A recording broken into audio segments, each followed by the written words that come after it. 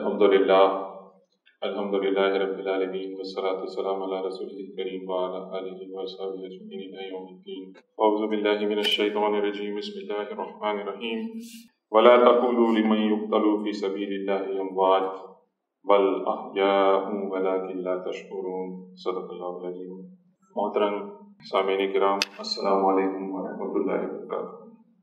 میں جو عنوان دیا گیا ہے نیوزی لینڈ کے 2 مساجد میں جو قتل عام ہوا اور مغرب میں بڑھتا ہوا اسلاموفوبیا کا جو اثر ہے، اس عنوان کے تحت کچھ اظہار خیال کروں گا۔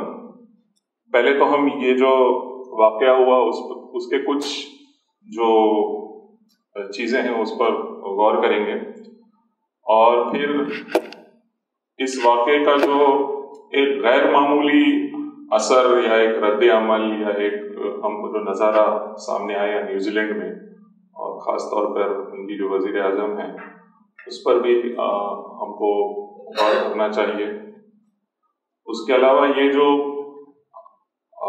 سامعہ ہوا، اس میں جو شخص تھا جس نے یہ قتل عام کیا، اس کے ذہن میں کیا باتیں تھیں، کیا چیزیں تھیں، کیا وہ ذہنیت تھی جس نے اس کو آمادہ کیا اس بدترین فعل پر، اس پر کچھ اظہار خیال کروں گا۔ اور پھر جو موضوع کا جو عنوان ہے اسلاموفوبیا اور اس کا بڑھتا ہوا جو رجحان ہے مغرب میں، اور پھر ہماری بحیثیت امت مسلمہ ہماری کیا ذمہ داری ہو سکتی ہے، انشاءاللہ اس پر کچھ غور و فکر کریں گے۔ یہ واقعہ 2 جمعہ پہلے 15 مارچ کو نیوزی لینڈ کے تقریباً 1:40 کو ہوا، اور یہ ہمارے سے تقریباً نیوزی لینڈ 7.5 گھنٹے پہلے، مطلب یہاں تقریباً 2:30 سے 3 بجے یہاں دوپہر میں یہ واقعہ ہوا۔ اور وہاں ایک شہر ہے کرائسٹ چرچ کے اندر 2 مساجد میں، النور مسجد میں اور لن ووڈ مسجد میں، یہ 2 مساجد میں یہ فائرنگ ہوئی۔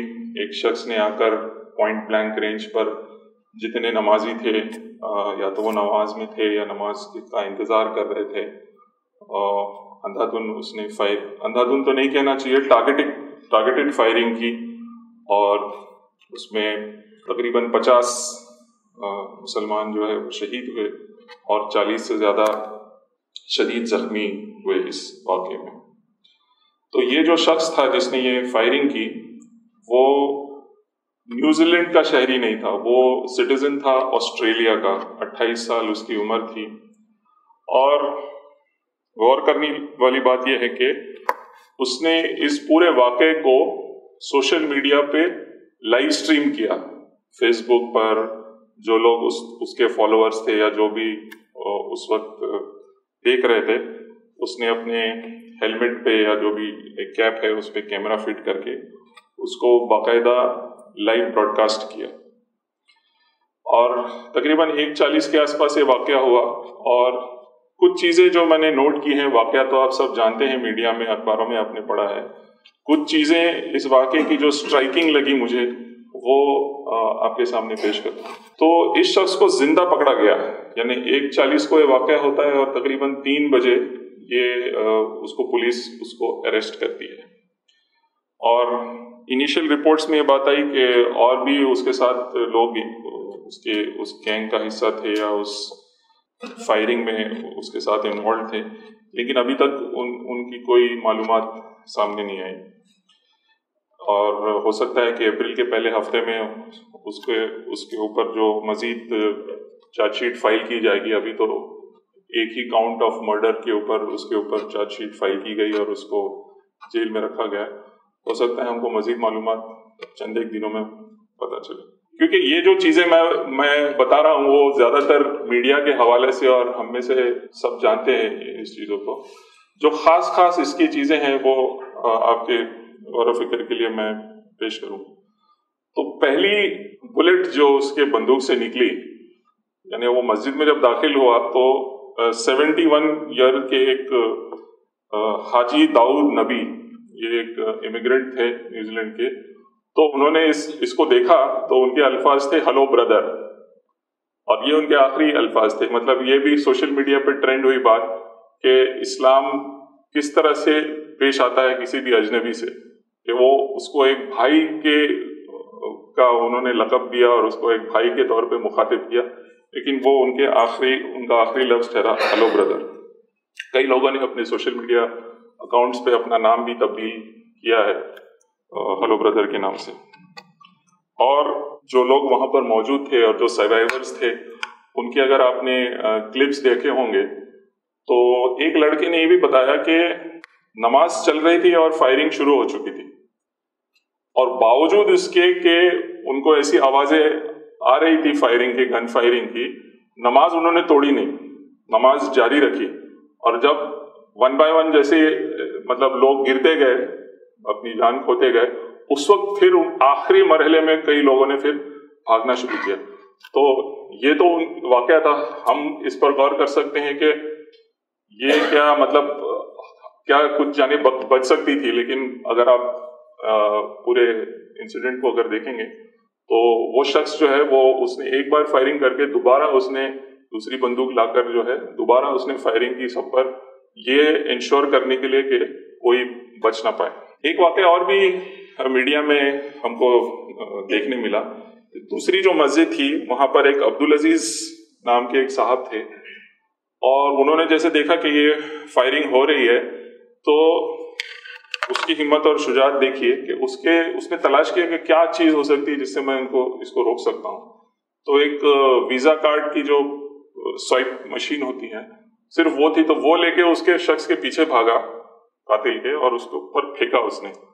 اور وہ دیکھ کر پھر وہ جو گن مین ہے وہ باہر نکلا، اور اس نے اس کو باقاعدہ چیلنج کیا، اس کا پیچھا کیا اور یہ کوشش کی کہ وہ دوبارہ مسجد میں داخل نہ ہو. ایک اور بات جو بہت نمایاں تھی اس پورے واقعے میں کہ اس شوٹنگ کے 9 منٹ پہلے اس نے کئی جو بڑے بڑے سیاستداں ہیں نیوزی لینڈ کے، including prime minister of New Zealand کو ایک مینیفیسٹو میل کیا، اور جس میں اس نے ڈائریکٹلی تو نہیں بتایا کہ میں یہ کام کرنے جا رہا ہوں، لیکن اس میں ایک پورا ایک ہیٹ پروپیگنڈا تھا جو ہم آگے دیکھیں گے. تو نیوزی لینڈ پرائم منسٹر کے مطابق انہوں نے 2 سے 3 منٹ میں یہ جو ان کو ای میل ملا وہ انٹیلیجنس کے حوالے کیا، اور پھر اس کے بعد کارروائی ہوئی، لیکن بہت دیر ہو چکی تھی تب تک. اور اس میں ایسی کوئی چیز نہیں تھی جس سے یہ اشارہ ملے کہ وہ فلاں مسجد پہ اس وقت آج ہی چند منٹوں کے بعد وہ اٹیک کرنے والا ہے.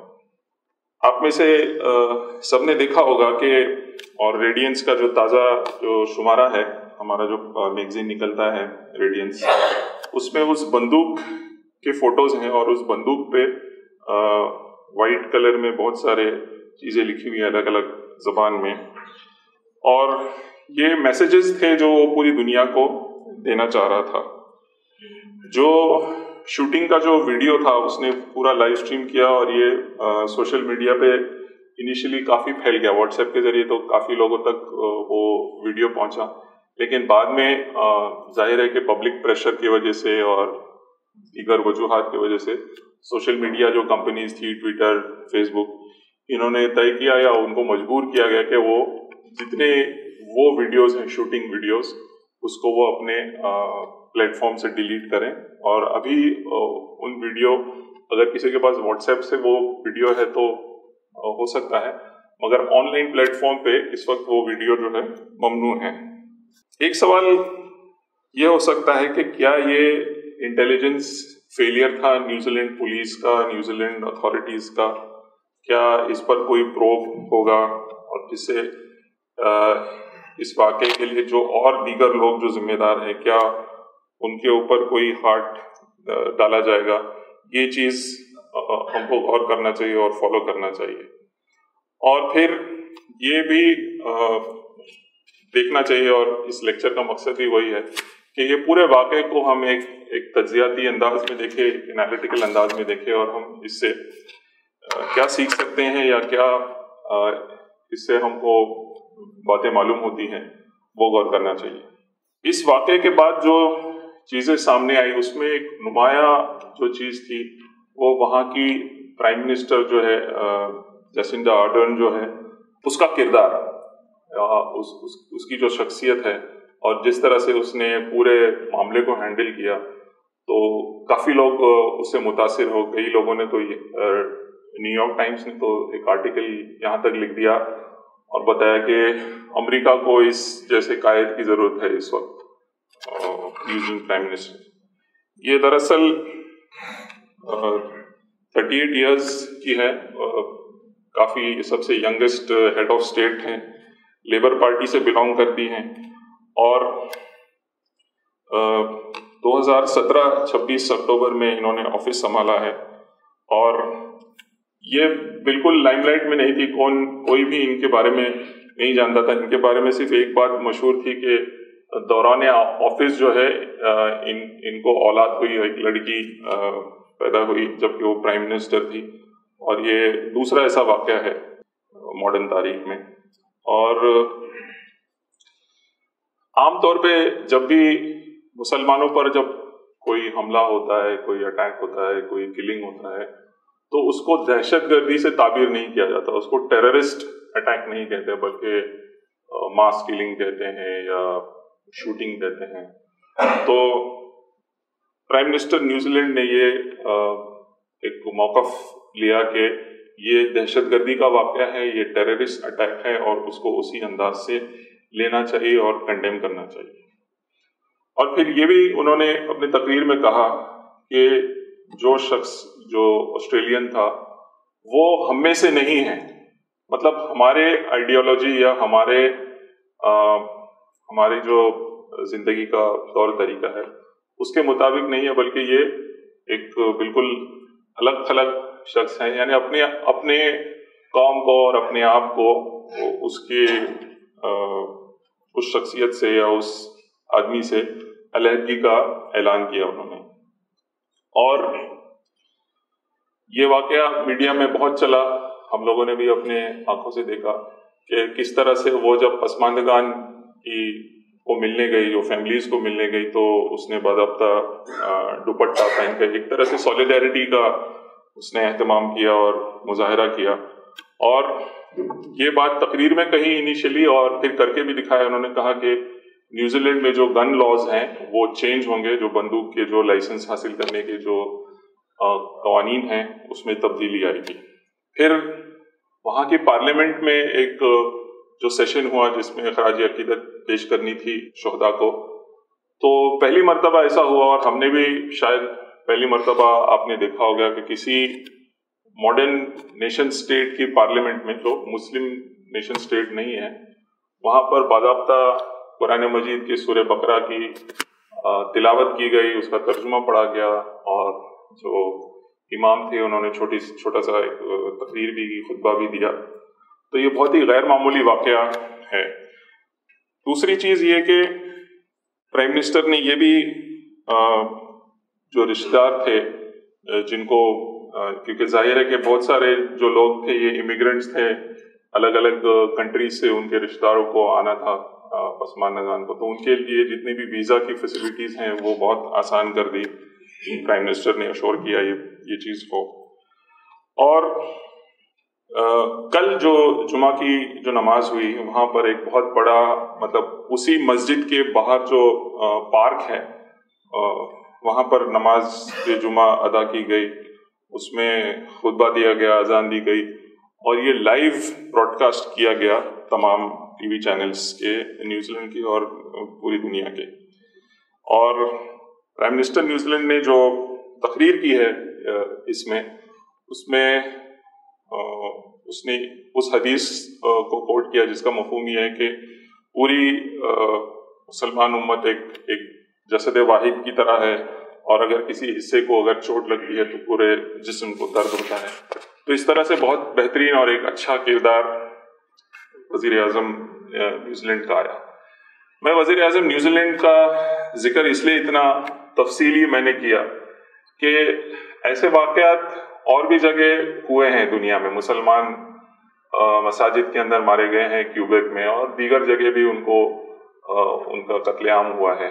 لیکن اس سے پہلے کبھی کوئی سربراہ نے یا ہیڈ آف اسٹیٹ نے اس انداز سے اس کو ٹیک اپ نہیں کیا، اس انداز سے اپنے راج عقیدت یا اپنی سمپتھی پیش نہیں کی. تو یہ ایک بہت ہی غیر معمولی چیز ہے جو ہم کو اپریشیٹ کرنا چاہیے، اور یہ ایک مثال ہے جو ایک آئینہ ہے جو ہم دوسرے سربراہ کو بتا سکتے ہیں. نیوزی لینڈ قوم یا نیوزی لینڈ پوری جو پبلک ہے، اس کا رول بھی بہت ہی غیر معمولی میڈیا کے سامنے آیا.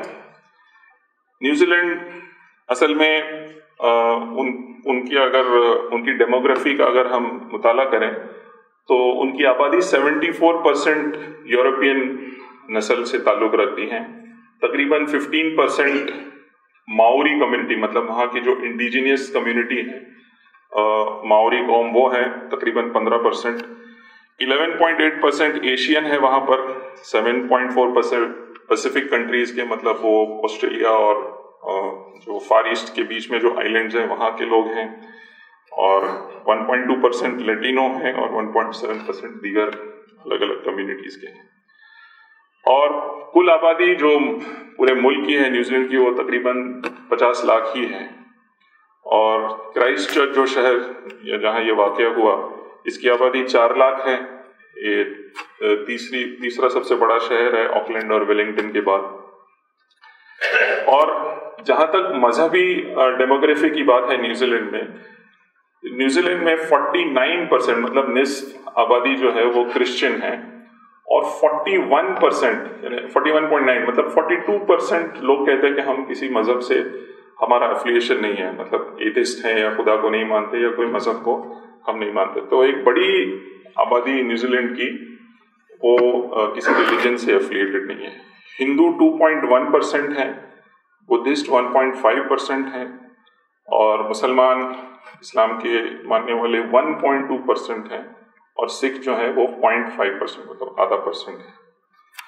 تو مسلمان بہت ہی کم قلیل تعداد میں ہیں نیوزی لینڈ میں. مطلب اگر آپ 50 لاکھ بھی آبادی لیں اور اس کا 1% نکالیں تو بہت ہی کم تعداد ہے مسلمانوں کی. یہ منظر بھی آپ نے سوشل میڈیا میں دیکھا ہوگا کہ یہ واقعے کے بعد بہت سارے نیوزی لینڈرز نے نماز اندر چل رہی ہے اور باہر یا مسجد کے اندر بھی انہوں نے اپنی پیچھے ایک صف بنا کر وہاں کھڑے رہ کر انہوں نے ایک طرح سے ہمدردی کا مظاہرہ کیا اور یہ بتایا کہ ہم آپ کے مطلب وجل دے رہے ہیں آپ کو، اور آپ کے رکھوالی کے لیے ہم کھڑے ہیں پیچھے. تو اس طرح سے انہوں نے اپنے سولیڈیرٹی اور اپنی جو ہمت کا مظاہرہ کیا. اور بہت سارے سینز آپ نے خود دیکھے ہوں گے. وہاں کی عوام نے بہت غم تھا، غصہ تھا، افسوس تھا، ملامت تھی، مسلمانوں کے ساتھ بہت زیادہ ہمدرد تھی. میڈیا نے بہت زیادہ کوریج دیا اور اس کے ذریعے ظاہر ہے کہ پورے گلوب میں بھی یہ واقعات چلتے رہا. اور اخبارات نے بھی سولیڈیرٹی بتانے کے لیے، ایک اخبار نے جو جمعہ تھا اس میں فرسٹ پیج بلینک رکھ کے اس نے صرف ایسے عربی میں سلام یا پیس اس طرح سے اس نے شائع کیا اخبار کو. مختلف شہروں میں جمعہ کا اہتمام کیا گیا اوپن، اور پورے جو وہاں کی نیوزی لینڈر کمیونٹی تھی وہ بھی نماز کے باہر شریک رہی. بہت انوکھے چیزیں نظر آئی. ایک نیوزی لینڈر خاتون ہے جو وہاں کی پولیس کی اعلیٰ عہدیدار ہے، نائلہ حسن کے نام سے، ریورٹ یعنی اوریجنلی نیوزی لینڈر ہے وہ. تو اس نے بھی ایک تقریر کی جس میں اس نے خراج عقیدت پیش کیا. اور بہت سارے پولیس افسران، خاص کر یہ خواتین کے اندر یہ زیادہ نظر آیا نیوزی لینڈ کے، کہ انہوں نے باضابطہ حجاب پہن کے سولیڈیرٹی شو کی ہے. اور جو باہر جو قبرستان ہے جہاں پہ یہ تدفین ہوئے ہیں یہ لوگ، تو وہاں کی جو گارڈ ہے وہ بھی حجاب اوڑھ کر اس نے سولیڈیرٹی کا.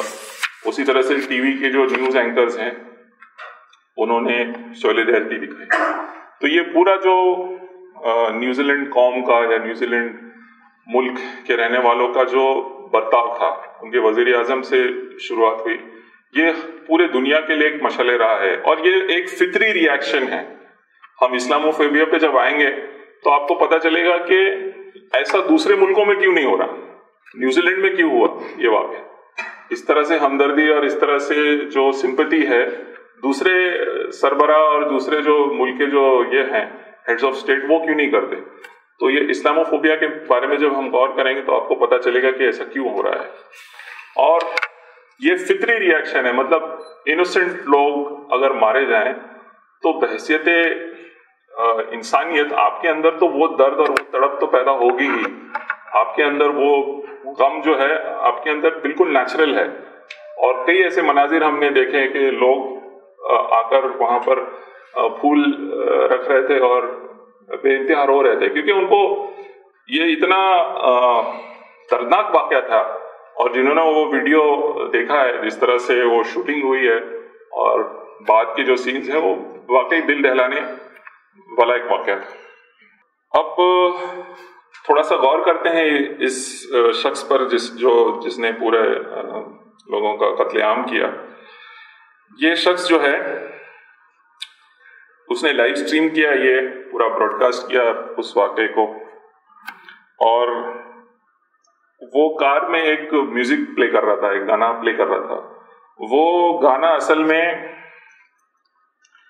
سربین پیراملٹری جو ہے جس نے قتل عام کیا ہے مسلمانوں کا یورپ میں اور بوسنیا میں, اس کا جو سربراہ تھا جو وار کرمنل کہلاتا ہے, رادوان کارادزک, اور جس پر بہت سنگین الزام ہے جینوسائیڈ کے اور وار کرائمز کے, اس کے پریز میں اس کے حمد میں وہ گانا ہے اصل میں. تو وہ گانا وہ پلے کر رہا تھا کار کے اندر جس وقت وہ اس نے شوٹنگ کے لیے گیا اور اس نے براڈ کاسٹ کیا. پھر اس پہ ایسے کئی لوگوں کے نام تھے جنہوں نے مسلمانوں کا قتل عام کیا ہے, وہ بندوق پہ یا اس کے بیگ پر. اور اس میں خاص طور پہ کچھ نمایاں نام جو ہے, ایک تو ڈیوڈ دا بلڈر, ڈیوڈ سلجوکی, ایک چند 100 سال پہلے ایک جارجین کنگ تھا. یہ جارجیا آپ کو پتا ہے پہلے رشیا کا حصہ تھا, USSR کا بھی وہ علیحدہ ملک ہے. تو یہ جارجین کنگ تھا اور اس کی فوج نے ترکی فوج کو یا ترکش جو خلیفٹ تھی اس کے آرمی کو اس نے ڈیفیٹ کیا تھا. اسی طرح سے ڈیوڈ سوسلان جارجیا کا ایک اور ایک کنگ تھا جس نے ترکی فوج کو ہرایا تھا. اور اس طرح سے دیگر جو یعنی تاریخ میں ایسے نام جو ملتے ہیں جنہوں نے مسلمانوں کو جنگ میں شکست دی ہو, ایسے نام تھے. حال ہی میں جو ورلڈ وار 1 میں رشیا اور ترک کے بیچ میں جو جنگ ہوئی تھی اس میں ایک مشہور جنگ ہے بیٹل آف ساریکامش. اس کا بھی نام اس نے خاص طور پہ اس بندوق پہ نمایاں طور پہ لکھا ہے. اس کے علاوہ ایک میں نے جیسے بتایا کہ 9 منٹ پہلے اس نے ایک 74 پیج مینیفیسٹو میل کیا, اور اس مینیفیسٹو کا ٹائٹل تھا the great replacement towards a new society, مطلب ایک نئی تبدیلی, ایک نئے معاشرے کی طرف. ریپلیسمنٹ کا مطلب پورا بدل دینا, وہ اس مینیفیسٹو کا ٹائٹل تھا. اور اس نے جو پیغام دیا, مطلب جو بات کی اس نے, یوٹیوب پہ سب سے زیادہ سبسکرائبڈ جو آدمی ہے وہ پوڈی پائے ہے, تو پوڈی پائے کو سبسکرائب کیجئے, یہ بھی اس نے ایک میسج دیا. اب اس میسج کے پیچھے کیا محرک تھا وہ کچھ لوگوں کا کہنا ہے کہ کیونکہ یہ اس کے کم سے کم 90 ملین سبسکرائبرز ہیں, 9 کروڑ سبسکرائبرز ہے اس شخص کے, پوڈی پائے. اس کا نام اصل میں کوئی دوسرا ہے, یہ اس کا انٹرنیٹ والا یوٹیوب والا نام ہے. تو اس نے بھی ٹویٹر پہ اور اس نے ایک کلیریفیکیشن جاری کی کہ میرا اس شخص سے کوئی تعلق نہیں ہے, اور مجھے بڑا افسوس ہے کہ اس نے میرا نام لیا اپنے قتل کرنے کے بعد. تو ظاہر ہے کہ اس سے پاپولیرٹی ملی. تو یہ جو پورا جو واقعہ تھا اسٹریمنگ کا, اصل میں ایک اخبار نے اس کو ٹائٹل دیا ہے کہ mass murder as a marketing strategy. مطلب اس کا مقصد یہ تھا کہ یہ واقعہ زیادہ سے زیادہ پورے عالم میں جو ہے پھیل جائے, اور میرا پیغام جو ہے وہ پورے لوگوں تک معلوم ہو جائے. اور اس لیے آپ نے سنا ہوگا کہ وزیر اعظم نیوزی لینڈ نے کہا کہ میں ایک شخص کا نام نہیں لوں گی, یہ شہرت چاہتا ہے لیکن میں اس کو وہ شہرت نہیں دلاؤں گی۔ اب کچھ سوالات آٹومیٹکلی ہمارے ذہن میں آنی چاہیے کہ اس شخص نے جو آسٹریلین تھا یہ واقعہ اس نے نیوزی لینڈ میں کیوں کیا، جا کے آسٹریلیا میں کیوں نہیں کیا؟ اور پھر یہ واقعہ مسلمانوں کو اگر ماننا تھا تو خاص طور پہ نماز جمعہ میں مسجد کے اندر جا کے کہ واقعہ یہ پورا جو ہے یہ واقعے کے کچھ نکات تھے جس پر ہم کو غور کرنا چاہیے۔ لیکن اس سے پہلے اسلاموفوبیا کے پاس آنے سے پہلے کچھ اور چیزیں بھی ہم کو غور کرنا چاہیے، تاکہ یہ جو پورا اسلاموفوبیا ہے اور یہ وائٹ سپریمسٹ جو تھیوری ہے ان کی جو فکر ہے اس کو سمجھنے میں ہم کو آسانی ہو۔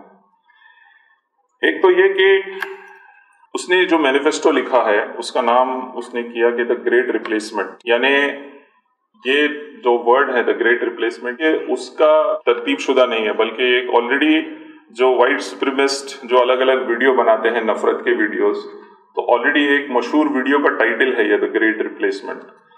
اور بیسیکلی یہ جو وائٹ سپریمسٹ ہیں، یہ جو لوگ ہیں، ان کا کہنا یہ ہے کہ یورپین اور امریکی جو تہذیب ہے، جو مغربی تہذیب ہے، یہ اس وقت ریپلیس ہو رہی ہے افریقہ اور مڈل ایسٹ کے عوام سے۔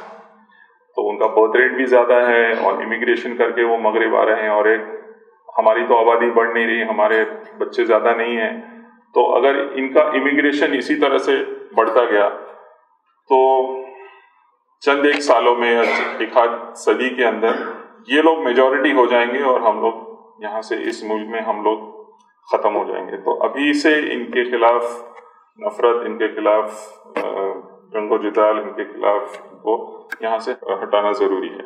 اور النور مسجد اس لیے شاید ٹارگٹ کی گئی، لوگوں نے جو تجزیہ کیا ہے کہ یہ مسجد نیوزی لینڈ میں بہت نمایاں تھی انٹرفیتھ ڈائلاگ کے لیے، یعنی ہم جسے دعوتی کام کہتے ہیں، تو دعوتی کام کے لیے یہ مسجد بہت سرگرم تھی، اور اس کو ٹارگٹ کرنے کا ایک بڑا ریزن یہ ہے۔ اس کے علاوہ اس نے یہ بات کہی مینیفیسٹو میں، بہت ساری چیزیں کی، اور جو زبان استعمال کی ہے اس مینیفیسٹو میں، جنہوں نے پڑھا ہے اور اس پہ اپنا انالیسس لکھا ہے، ان کا کہنا یہ کہ اس نے بہت ہی انٹیلیجنٹ انداز میں ٹرولنگ کی زبان یوز کی ہے۔ ٹرولنگ کی زبان میں یہ ہوتا ہے کہ اس میں گالی گلوچ ہوتی ہے، اس میں سامنے والے کو اکساتے ہیں، کوئی ایک بات کہتے کہتے بالکل ایک دم تھرڈ ٹریک پہ چلے جاتے ہیں، اور کسی کو اس کے دو جو باتیں کہہ رہی ہیں اس کو جوڑنا مشکل ہے۔ تو یہ پورا جو انداز ہے اس نے یہ کہا کہ آپ کو پتا ہے کہ میں کیسے ریڈیکلائز ہوا، یہ پورے جو چیزیں میرے ذہن میں کیسے آئی، انٹرنیٹ کے ذریعے، خود لکھتا ہے وہ اس میں مینیفیسٹو میں۔ یعنی یہ اصل میں پیغام ہے، جو بھی اس مینیفیسٹو کو پڑھے گا اس کو ظاہر ہے کہ ایک کیوریوسٹی ہوگی کہ ہاں کہاں پہ ہے نیٹ میں یہ سب چیزیں، چلیے تلاش کرتے ہیں، پڑھتے ہیں۔ اور نیٹ کے اندر جو ہے ایک آلٹرنیٹ انفلوئنس نیٹ ورک ہوتا ہے، جس میں یہ ہوتا ہے کہ جو سوشل میڈیا انفلوئنسرز ہوتے ہیں، جن کے بہت سارے فالوورز ہوتے ہیں، ان کے جو وائٹ سپریمسٹ ہیں، جو اسلام فوبز ہیں، وہ کچھ ایک ہاتھ پیغام دیتے ہیں، کچھ بات کہتے ہیں، کچھ کامنٹ دیتے ہیں۔ آپ خود اگر فالو کرتے ہیں ٹویٹر پہ تو آپ جانتے ہیں، تو ایک آدمی اگر ٹویٹ کرے تو دوسرا آدمی اس کو ری ٹویٹ کرتا ہے یا اس پہ کچھ کامنٹ دیتا ہے، اور اس طرح سے وہ میسج جو ہے تھوڑا سا وائرل ہوتا ہے، اور ایک طرح سے ایک انفارمل، ان کا کوئی فارمل کوئی سنگٹھن یا کوئی آرگنائزیشن نہیں ہے، لیکن یہ ایک آلٹرنیٹ انفلوئنس نیٹ ورک جو ہے وہ پورے سوشل میڈیا پہ انہوں نے بنایا ہے، اور یہ اسلاموفوبسٹ جو ہیں وہ اس کا بھرپور استعمال کرتے ہیں۔ پھر یہ ہے کہ اس نے ایک لفظ جو مینیفیسٹو میں یوز کیا کہ میں ایتھنک آٹونومی چاہتا ہوں۔ ایتھنک آٹونومی کا مطلب ایک طرح سے یہ ہے کہ ایک جغرافیائی حصہ وہ مخصوص ہونا چاہیے اس نسل یا اس قوم کے جو وہاں کے لوگ ہیں، باہر کے لوگ نہیں آنا چاہیے وہاں پہ، باہر کے لوگ اگر وہاں سیٹل نہیں ہو سکتے، وہ آٹونومی جو ہے اس علاقے کو ملنا چاہیے۔ اب آتے ہیں اسلاموفوبیا۔ اسلاموفوبیا ایک فکر ہے، ایک ذہنیت ہے، ایک رویہ ہے، اور ایک نیریٹو ہے جو اس وقت پورے مغرب میں اور پورے دنیا کے اندر چھایا ہوا ہے۔ اور آپ جانتے ہیں فوبیا کا مطلب ہوتا ہے خوف، فیئر۔ تو جس طرح سے کلاسٹروفوبیا ہوتا ہے، مطلب اگر کوئی آدمی بھیڑ میں رہے تو وہ اس سے ڈرتا ہے، تو اس طرح سے اسلام کا خوف یہ اسلاموفوبیا کے معنی. جن لوگوں نے تجزیہ کیا ہے اسلاموفوبیا کا وہ بتاتے ہیں کہ دو نقطۂ نظر ہو سکتے ہیں اس کو دیکھنے کے. ایک نقطہ نظر تو یہ ہے کہ یہ اصل میں نسل پرستی یا ریشزم کی ایک قسم. دوسرا جو نقطۂ نظر ہے وہ یہ ہے کہ یہ ایک ایسی آئیڈیالوجی ہے جو بالکل عام فہم آدمی جو ہے اس کو سمجھ سکتا ہے، اور یہ کسی بھی جو پری میڈیٹیٹڈ اٹیک ہوتا ہے سوسائٹی پر، یعنی کوئی ٹیررسٹ اٹیک ہوتا ہے، اس کو سمجھانے کے لیے یا عوام کو کے ذہن میں کوئی بات ڈالنے کے لیے یہ اسلاموفوبیا جو ہے بہت ایک آسان آپ کو نیریٹو پرووائڈ کرتا ہے. اور یہ یعنی اس وقت جو مغرب کی دنیا ہے وہ آپ اس کو اس انداز سے بھی دیکھ سکتے ہیں. یہ مطلب ایک انالیسس ہے کہ اس کے اندر استعماریت کا پہلو ہے. یہ امپیریلسٹ اپنے اندر ذہن رکھتا ہے، کیپٹلسٹ ذہن رکھتا ہے، پوری دنیا پر گلوبلائزیشن کے ذریعے اپنا جو غلبہ چاہتا ہے. تو اس آئیڈیالوجی کو، یعنی یہ جو ویسٹرن کیپٹلزم اور امپیریلزم والا جو عنصر اس وقت پورے دنیا پہ رائج ہے، اس آئیڈیالوجی کو یا اس جو غلبے کو بلنٹ کرنے کے لیے یہ اسلاموفوبیا کا نیریٹو کریٹ کیا گیا. کیونکہ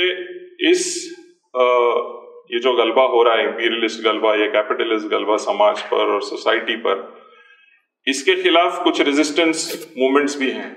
لیکن وہ ریزسٹنس موومنٹس کو اگر وہ منظر عام پہ آ گئی یا اس کو زیادہ اگر پاپولیرٹی ملی تو پھر ان کے خلاف ایک مطلب کشمکش ہوگی. تو اس کشمکش کو ختم کرنے کے لیے اسلاموفوبیا کا جو ہوا ہے وہ کریٹ کیا گیا ہے. تو یہ وہ تھیوری ہے اسلاموفوبیا کے بارے میں. اور اس کے کچھ جو سٹرکچر ہیں اس کے، ایک تو یہ کہ ایک نیریٹو اور ایک عام طور پہ ایک سوچ جو ہے وہ عام کر دی گئی ہے کہ مسلمان جو ہیں وہ they are prone to terrorism. مطلب یہ کہاوت جو آپ سنتے ہیں بار بار پولیٹیشینز کے زبان سے کہ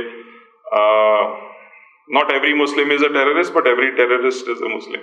ہر مسلم جو ہے وہ ٹیررسٹ نہیں ہوتا، دہشت گرد نہیں ہوتا، مگر ہر دہشت گرد جو ہے وہ مسلمان ہوتا. پھر یہ چیز پھیلائی جا رہی ہے کہ مسلمان ایکسٹریمسٹ ہوتے ہیں، غصے والے ہوتے ہیں، چڑچڑے ہوتے ہیں، انٹالرنٹ ہوتے ہیں، فریڈم آف ایکسپریشن برداشت نہیں کر سکتے. ایک ہرڈ مینٹالٹی ہوتی ہے ان کے اندر، ایک کے پیچھے ایک کو فالو کرتے ہیں بغیر سوچے سمجھے.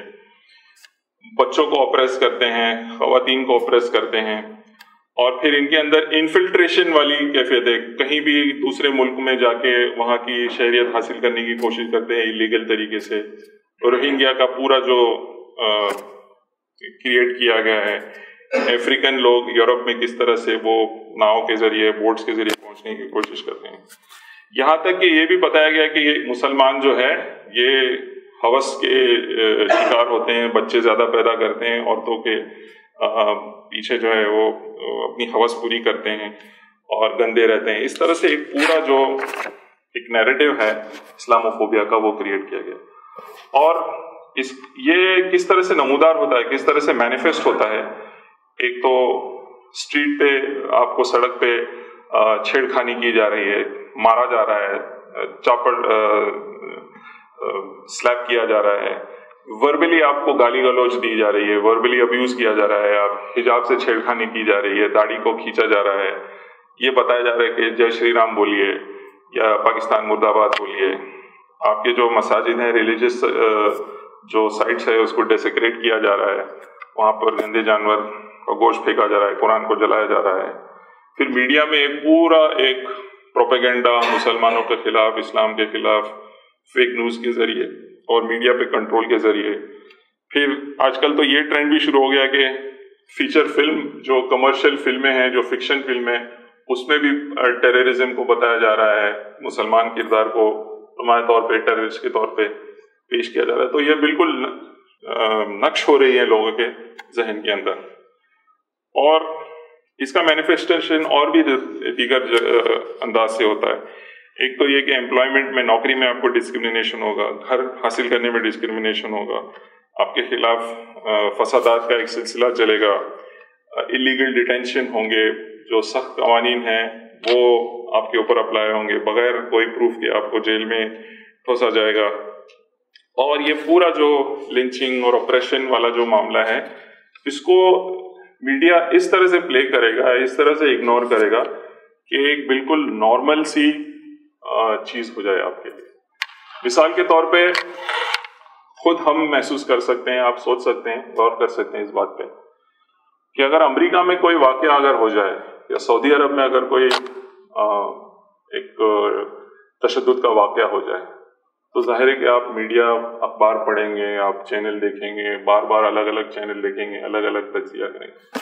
لیکن اگر نارتھ ایسٹ میں، میزورام میں یا آسام میں یا افریقہ کے کوئی غریب ملک میں یا کوئی ساؤتھ امریکہ کے کوئی وینیزولا یا کہیں کے غریب ملک کے کسی گاؤں میں اگر 6 لوگ مر گئے تو کیا آپ انٹرسٹڈ ہوتے ہیں؟ اس واقعے میں نہیں ہوتے، کیونکہ آپ کے لیے وہ اس کی کوئی حیثیت نہیں، کوئی اہمیت نہیں ہے. ہاں، امریکہ میں، لنڈن میں، نیو یارک میں اگر کوئی واقعہ ہوتا ہے تو آپ غور کرتے ہیں.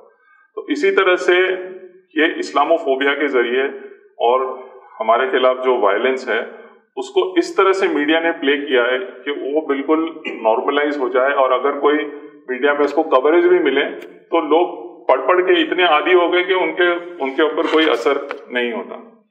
تو یہ ایک چیز ہے جس پہ ہم کو غور کرنا چاہیے.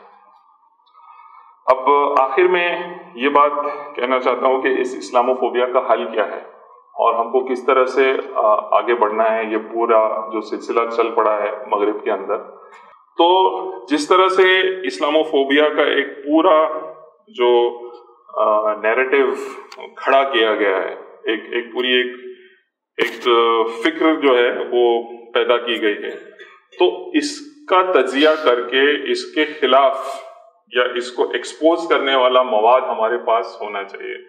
اس کے لیے ضروری ہے کہ ہم اس طرح سے لیکچرز آرگنائز کریں، سیمینار کریں. حال ہی میں کیرلا میں سولیڈیرٹی یوتھ موومنٹ نے ایک بڑا پروگرام کیا اسلاموفوبیا کے سلسلے میں. تو اس طرح سے جو فکری جو ہم اس کو کمبیٹ کر سکتے ہیں وہ پہلا کام ضروری ہے ہم کو کرنا. اور جس طرح سے ریشزم ہے یا اسٹیٹ ریپریشن ہے، وائلنس ہے، ایو ٹیزنگ ہے، ریگنگ ہے، اور جس طرح سے یہودیوں کے خلاف اینٹی سیمیٹزم والا جو نیریٹو ہے، یا بلیکس اور دلت لوگوں نے جس طرح سے ایک پورا یونائٹ ہو کر اور اپنی کوششوں سے ایک پورا اس کے خلاف ایک محاذ بنایا ہے، وہ محاذ ہم کو اسلاموفوبیا کے خلاف تیار کرنا ضروری ہے. ورنہ یہ جو ہے، یہ جو تشدد ہے اور یہ جو شدت ہے مسلمانوں کے خلاف، آپ خود دیکھ رہے ہیں اس ملک میں گزشتہ 5 سال میں کیا کیا تبدیلی آئی ہیں. تو ہم کو منظم ہو کے یہ کوشش کرنی چاہیے کہ فکری طور پر ہم اس کو کاؤنٹر کریں.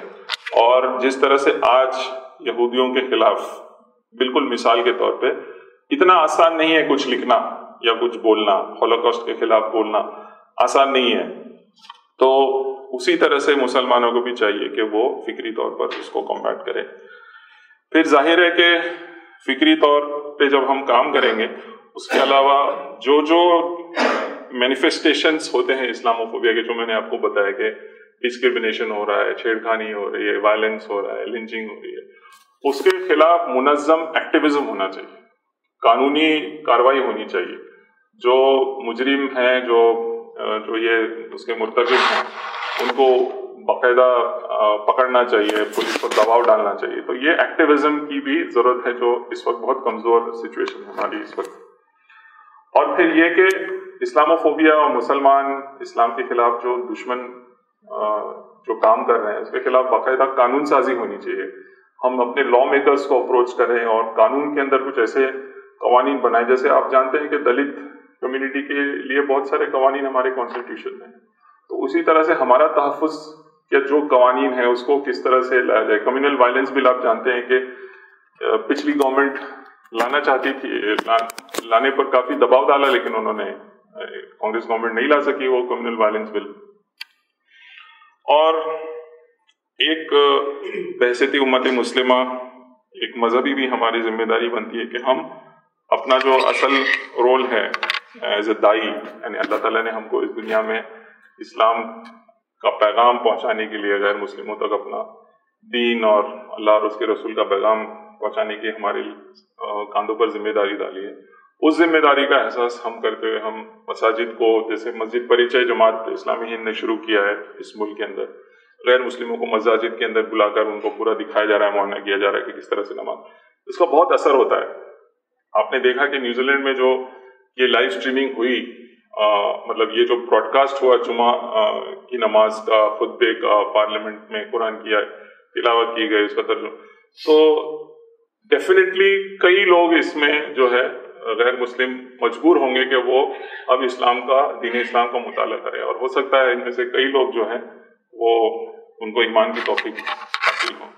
تو یہ ہماری جو مذہبی ذمہ داری بحیثیت دائی وہ ہم ریئلائز کریں، اور جو اسٹیریوٹائپ ہمارے بارے میں جو اسلاموفوبیا کریٹ کرتا ہے، مثلا ہم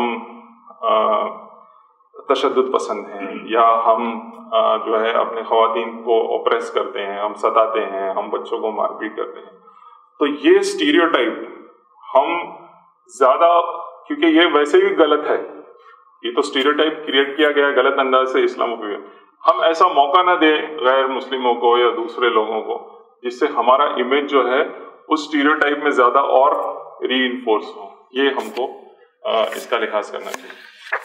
تو یہ چند باتیں تھی اس واقعے کی. واقعہ بہت ہی دردناک تھا ہمارے لیے. کئی لوگ ذہنی طور پہ میں جانتا ہوں خود ایسے لوگوں کو جو بہت مینٹلی ڈسٹرب تھے کئی دن میڈیا میں جس طرح سے یہ واقعہ پیش آیا. لیکن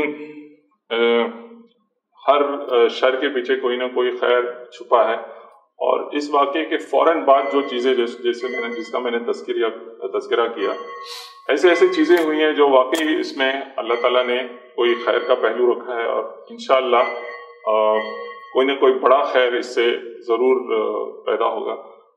ہم کو ضرورت اس بات کی ہے کہ ہم اپنی ذمہ داریوں کو ادا کریں، اور بحیثیت مسلمان اور بحیثیت دین کے دائی جو ہیں ہم اپنا رول ادا کریں. اللہ تعالیٰ سے دعا ہے کہ اللہ تعالیٰ جو مرحومین ہیں، جو شہداء ہیں، ان کو جنت الفردوس عطا کرے، اور ہم سب کو اسلام پر چلنے کی توفیق عطا کرے. آخر دعوانا الحمدللہ رب العالمین.